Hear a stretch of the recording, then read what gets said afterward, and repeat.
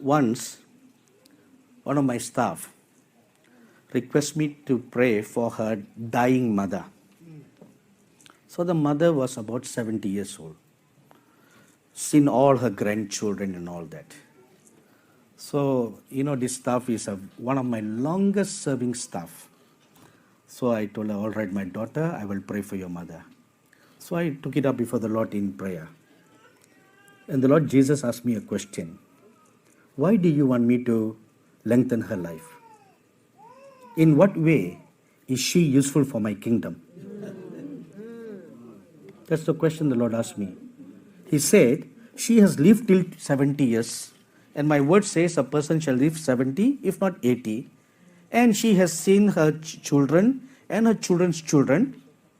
Now what more does she want? So now how to answer the Lord, right? So then I pleaded with the Lord again. I said, Lord, you are right, Lord. How can you be wrong?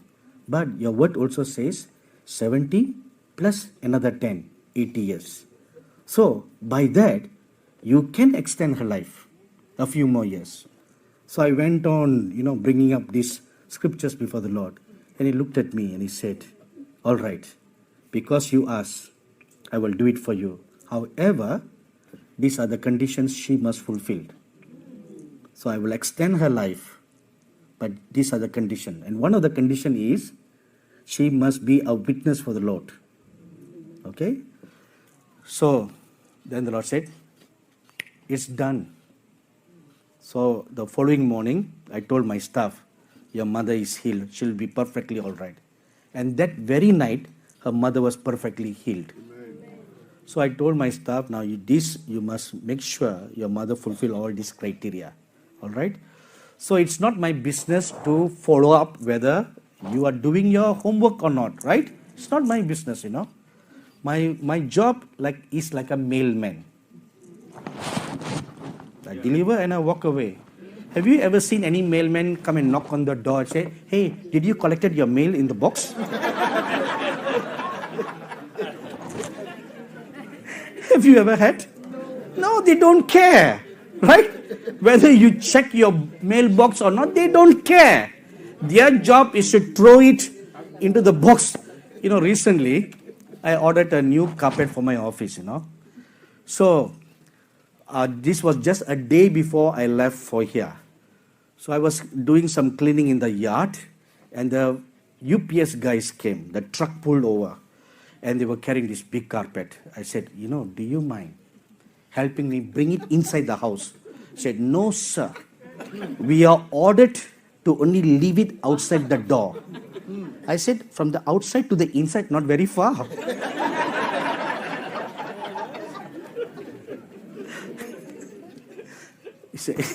He said, yes, no.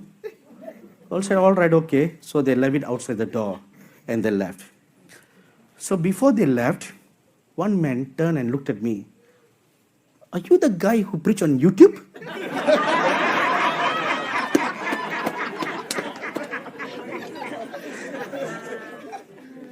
I said, I sure am. Oh, he said, oh man, I watch all your videos. And oh, what a blessing you are. I'm so blessed. But he never carried the cup.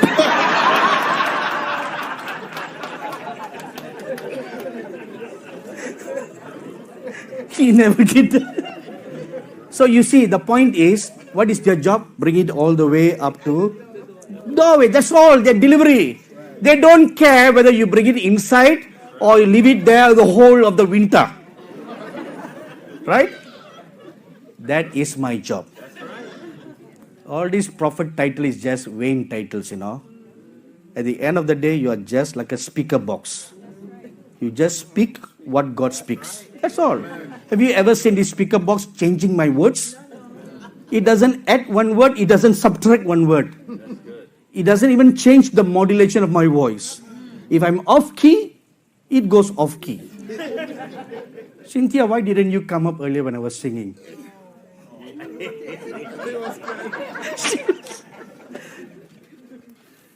They all know too well the special key that I sing. So, now a few years passed by. The mother became seriously ill again. So, this dear daughter, too filial for her mother, pleaded with me, please pray for my mother. I said, all right, I will pray. Then the Lord asked me a question. Did she didn't fulfill what I told her to do. Why do you want me to extend her life again? Why? I was shocked, So I paused the prayer and I called my staff. I said, did your mother did all that she was supposed to do? And there was a silence on the other end for a minute. Then she said, no. You see? What is your worth for the kingdom of God? What is your worth? I will share with you another case. A pastor's wife. She was born with a hole in her heart. And the doctor told her that the father, the hole will close as she grows older. Have you heard of that? Yes. All right. But however, the hole enlarged as she grew older. And then she got married. She got married and she was a registered nurse like you. Beautiful woman, married to a pastor. The pastor was a good friend of mine. And then she conceived. When she conceived, that caused problem for her heart. So the doctor told her, you cannot have a normal delivery because it will destroy your heart and you will die. So they performed a C-section and took the baby out. But that delivery caused complications for her heart and she began to deteriorate in health. And then they needed to do a surgery for the heart. So she was scheduled for a cardiac surgery, and on the operating table, the cardiologist accidentally cut a valve on her heart. And the blood shot out like water coming from a pipe. And the doctor was shocked at what he was seeing. And the miraculous thing was, the surgeon was a Christian. So he immediately prayed, placed his hand, and the blood stopped. So he stitched her up, but he was very honest to admit to the pastor the mistake he made, and he told them, you can sue me and my insurance will pay all the damages. So the pastor came and asked me, what shall I do? I said, sue them.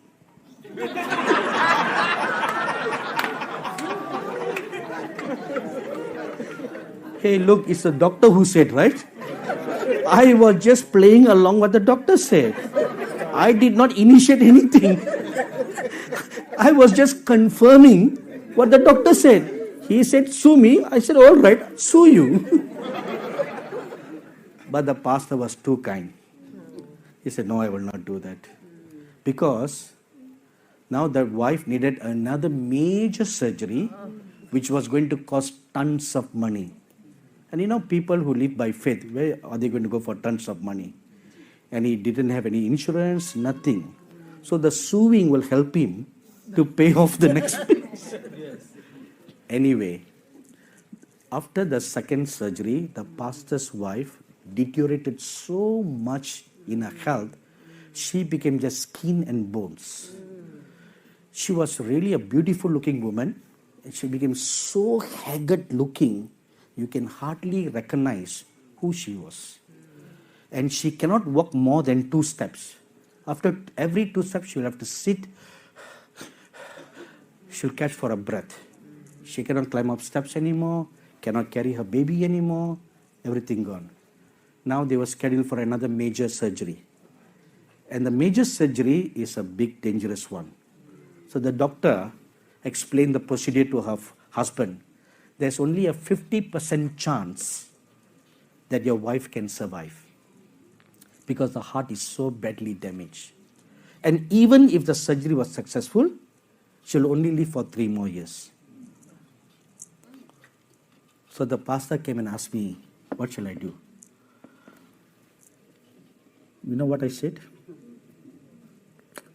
Let her go. Don't do the surgery. If she's only going to live for 3 more years, why do you want to spend hundreds of thousands of dollars just for 3 more years? Let her die peacefully. So pastor started crying.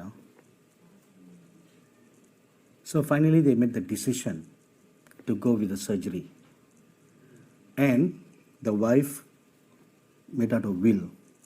And she told her husband all her secret accounts she has kept. Wives do that, don't they? All the secret savings. So she told her husband all those secret savings. And she told her husband, you must remarry after I die for the sake of our son. And the pastor cried and he cried. And then she said, I have one last dying wish. Before I will into the operating table, I would like Brother Sadhu to pray for me and bless me before I die. That was her dying wish. So I was going to Tibet. I was in Tibet at that time. So this pastor called me and said, all right, on my way, before I go back to India, I will stop by to pray for your wife. So I went to the hospital. I was so pathetic to see her in such a condition. And their son was a little 4-year-old boy, just running around everywhere playing, didn't know that in just a few hours he's going to become motherless. So after all the little greetings and teas in the Asian culture, you don't immediately get into the subject. You just have tea, coffee, biscuits, cakes and all that, and then you come to the subject. So I said, okay, let's pray. What happened next, you'll never read anywhere in the Bible, the great demonstration of the love of God. I saw with my eyes how great the love of God really is. So as I was praying,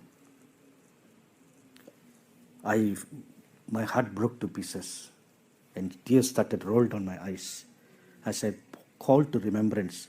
Now the pastor is going to become a widower. The little boy is going to become motherless. Even if the pastor remarry, the second wife may not care for the first wife's son like her own son, right? So the boy is going to be, he will not get love, isn't it? So I pondered all that and I cried, At that time, at that moment, the Lord Jesus Christ appeared by my side and he asked me, why are you crying? I said, Lord, look at your daughter. Now, the pastor's wife was seated on the hospital bed and she put her head on with her hands and she was crying. The Lord Jesus came and sat on the bed beside her and he bent his face close to where he could see her eyes. And then he cupped his hand close to her cheeks. And all her tears fell into his hands. And all throughout my prayer, I was reminding God of all the promises God gave for this family when they were married. So I reminded God, Lord, you said this, you said this, you said that. Even for the son, even before he was formed in the mother's womb, you took me to heaven, you showed me about his future. Now, shouldn't the mother be alive to see all that, Lord? So for 20 minutes, I was reminding the Lord all these promises. And all the while, the Lord was just looking at her with the tears in his hand, And when I was through, he looked at me and he said, because you asked, I will do it for you. I'm extending her life for 15 years. Wait. Story not ended yet. And then the Lord said, all will be well and whole. So that was the end of the prayer. So I told the pastor, don't worry, all will be well and whole. And then she was wheeled into the operating theater. The surgery lasted for 5 hours. And I stood with the pastor just in case if the woman died, needed to comfort him, right? So I stood there, and all during the 5 hour surgery, I talked everything under the sun to take the pastor's mind off thinking about his wife. And then at the end of the surgery, she was brought out from the operating room into the ICU, and the doctor called for the pastor. So we went, and the doctor who operated on the pastor's wife was a Hindu surgeon. He came out, he looked at the pastor, and he said, "All is well and whole." The very words the Lord Jesus spoke came out of the lips of this Hindu surgeon. He said, "I even repaired the old problem that the former doctor did." And the pastor's wife is still living and kicking.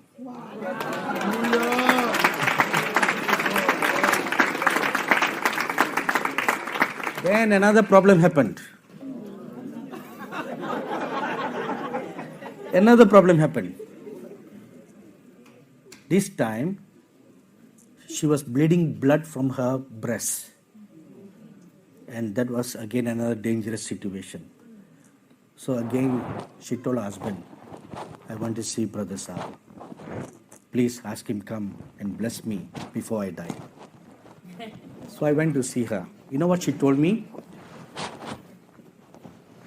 She said, so she wanted to speak to me alone without her husband, She said, "You may not remember, but this year is the 15th year of my life of extension." I was amazed, And at the end of the 15 years, now she's going to die. Time's up, right? Time's up means you have to come home, isn't it? And the pastor's wife told me, "But I am fully satisfied. All the promises, all the prophecies that you spoke over my life, over my son, over my husband, I have lived to see them all. So I am satisfied and I'm ready to go home." She said that, So then I asked her, "Why did you want to see me?" She said, I just wanted to tell you all this. So you just bless me and send me home. But I pleaded to the Lord again. "Lord, extend. And do you think God heard my prayer? Yes. He sure did. He sure did. He sure did. Made new again. But because, now why God did that? Because she was faithfully serving the Lord with her husband.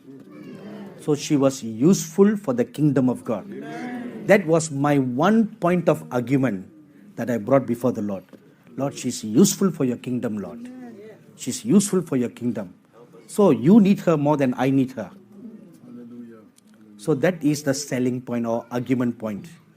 You must be useful for the kingdom of God. Amen.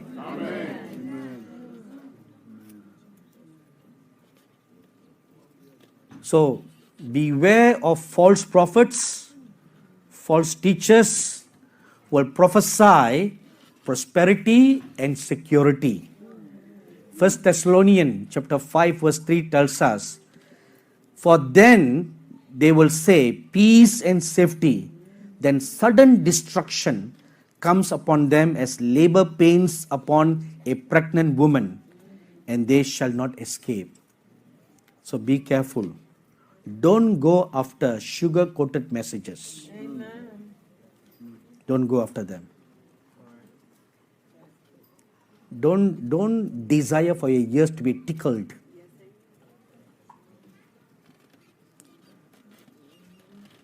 After saying all this, then the angel asks a question. Who will raise up an alarm over her? Who will do that? Who in this nation will do that? Who will rise up and hold the hands of God like Moses did? You read that in Exodus chapter 32, verses 9 to 10. who will love this land enough to be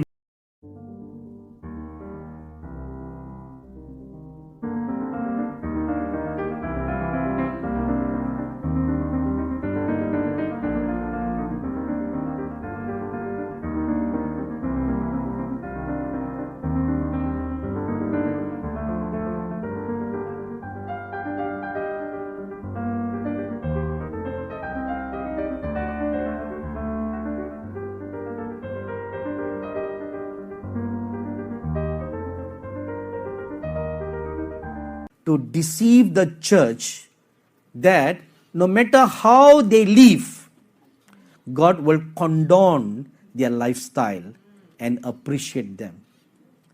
Don't you have that life floating in the churches today? That no matter how you live, there you go, hyper grace. No matter how you live, God will okay, because all your sins were forgiven on Calvary. So therefore they don't exist anymore. Right, Pastor? See, those are lies from the pit of hell. If that doctrine is correct, then the book of Revelation is wrong. Right? It's wrong. We should tear the book of Revelation from our Bible. And all the Pauline epistles should be thrown away. You know, I had one ex-staff who went to a hyper grace church. So he worked for me for a season. So one day he said, "Uncle, I'd like to have a talk with you." I said, "All right, come. Sit down after lunch." And he explained to me about this hyper grace teaching, So I looked at him and I said, "My dear son, that is contrary to the Pauline epistles." He said, "Uncle, that's the problem. Paul did not have the full gospel."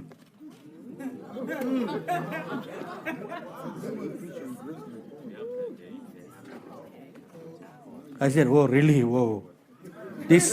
I can't handle this new revelation." I said, "Poor Paul." See how deceived they are. Not only the teachers, a whole lot of millions of believers who are following that rubbish. Why? Because it tickles their ears. Secondly, you don't need to crucify your flesh. That's the problem. You don't need to crucify your flesh. You can be gay and still be serving the Lord. Right? Be careful. A sinister plan. That's a sinister plan. So then he said, "Now, son of man, see." So I saw a man wearing a white garment like a preacher. And he was walking into a church with a Bible in his hand. And as I saw him walking, there was something strange.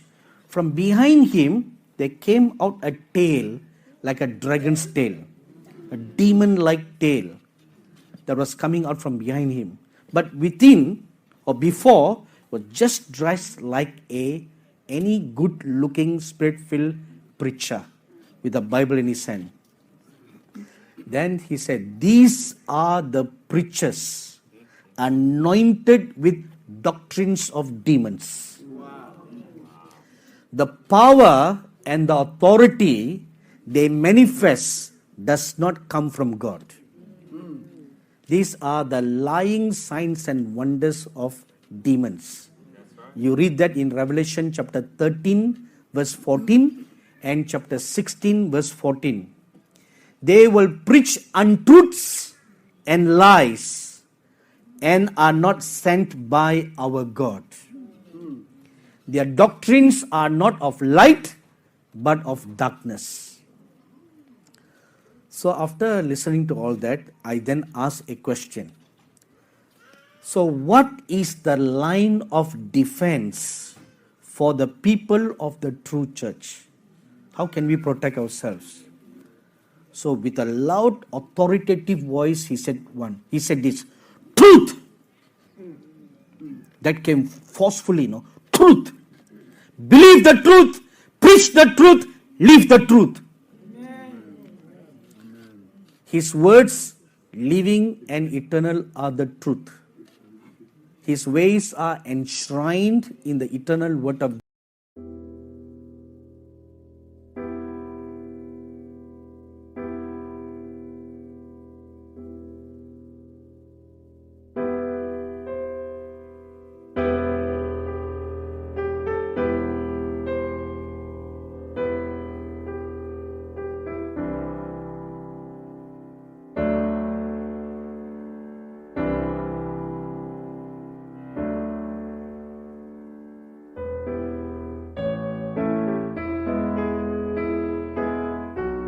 Turn back to God in righteousness and to flee from the wrath to come.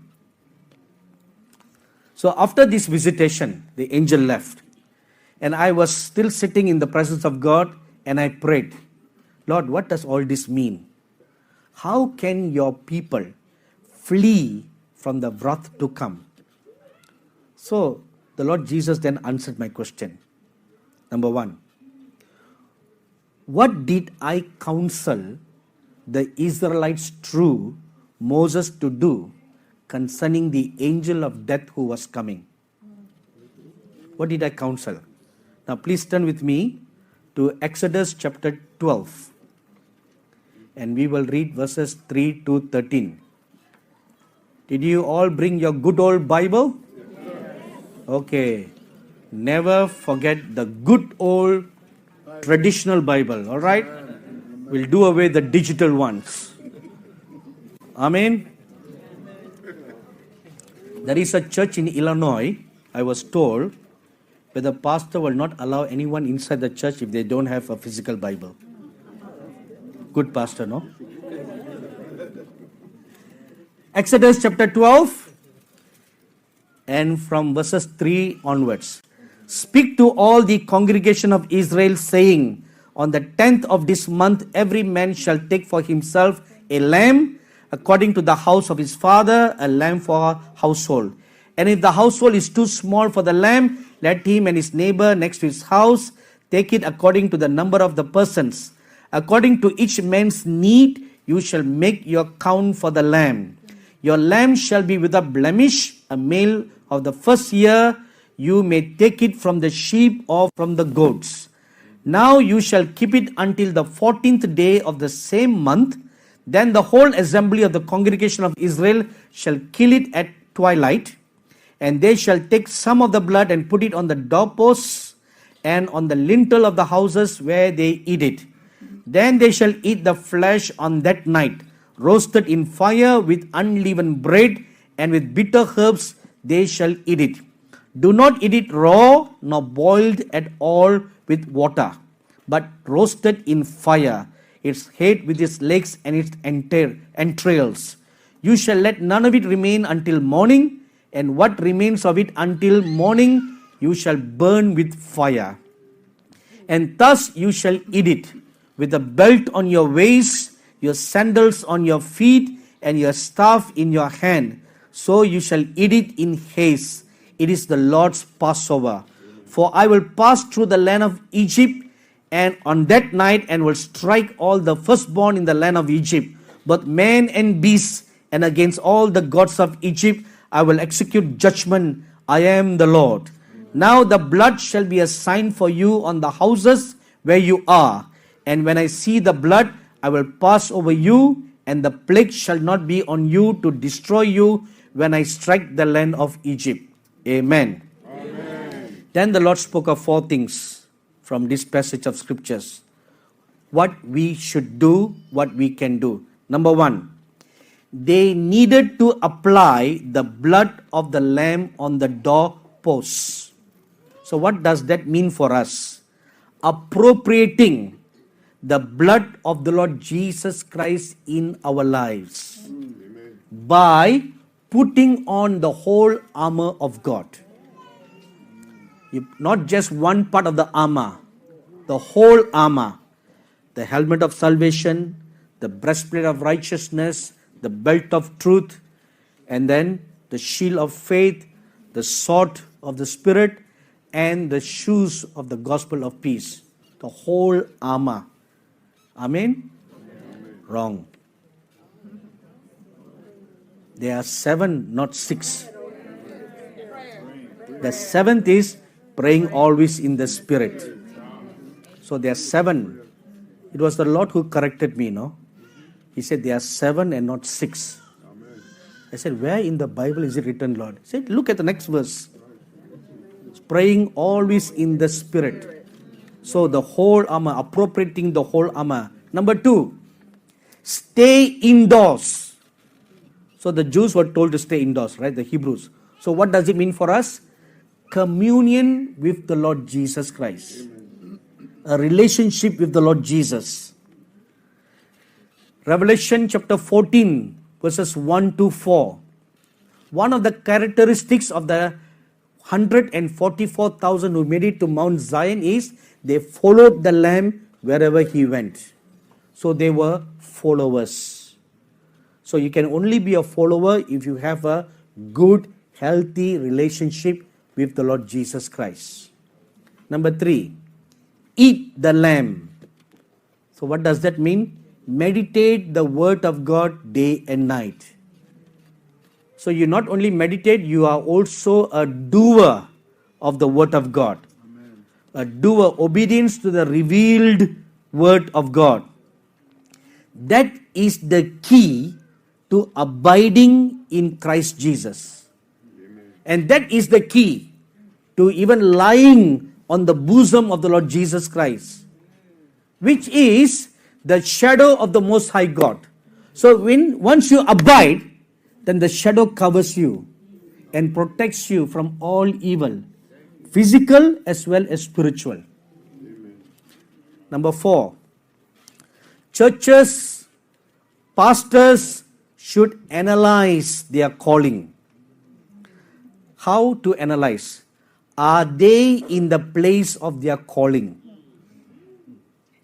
Are they doing what God called them to do?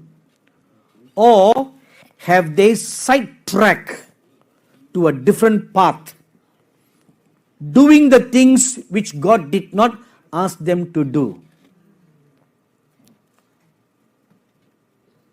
Number 6. No, somehow I missed it. Okay, wait a minute. Okay, number 5, right? All right. Number 5, their safety is in doing my will. Then their houses will stand strong and cannot be moved. Matthew chapter 7, verses 24 to 27. Finally, cleanse their ways before God. Cleanse their ways. A good reference can be found in Exodus chapter 19, verses 10 to 15. So after saying this, the Lord Jesus said, sexual perversion will increase in this nation. Their little children will be taught sexual lust. They will be shown videos of uncleanness. Even cartoons meant for children are perverse, right?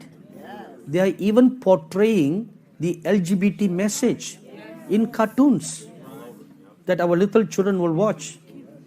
No more the innocent Bugs Bunny, Tom and Jerry, Road Runner, right? The poor road runner, no, always not the road runner, the coyote. I feel sorry for this poor guy, Always he becomes a victim, right? He's always the loser. Oh, Popeye the Sailor Man, poo-poo. See, no more innocent. Our children have lost their innocence. So you must control. It's your responsibility. Parents, control what your children watch. Don't just, no matter how much they demand, don't let them have their way. You must show them this is the way. This is the way to walk, not any way. Darkness will slowly fill their eyes, the little ones, from seeing the light of truth that their parents or their church will try to teach them. So once the darkness fills them, they can't see the light anymore. And they will not accept the light, what you will share or what the church will share. Perversion is coming like a flood. So the church must arise in arms. You must demarcate, stand up for righteousness, declare. See, once you make a declaration, the pastor being the head, the father of the church, he makes a declaration like what Joshua did. As for me and my household, see, that's as the head of the family, he made a declaration. As for me and my household, this is what we will do. I don't care what others say. So the pastor must do that. As for me and my church, this is our stand. No compromises.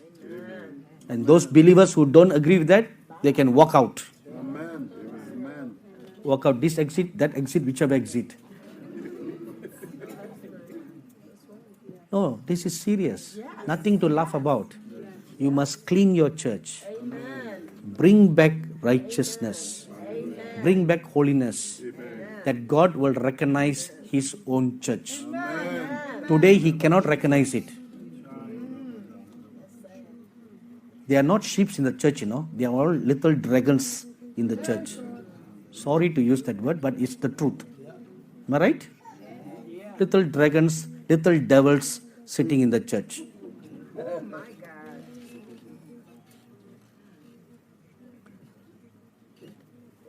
The believers must become true sheep. True sheep, not even a goat. True sheep. Then you will reach Mount Zion. Amen. Let's arise for a word of prayer. Thank you for watching this video. Please make sure to subscribe to our channel to update the latest video from Sadhu Sandas Varaj. Stay tuned for the next sermons at my channel every day. Thank you, Lord, for speaking to us tonight. The name of Jesus and the cover of what you have spoken on the blood of Jesus. Help us to act on your word. Propose to act on your word. In Jesus' name, I'm honest to pray. Amen. Praise my Lord. Hallelujah.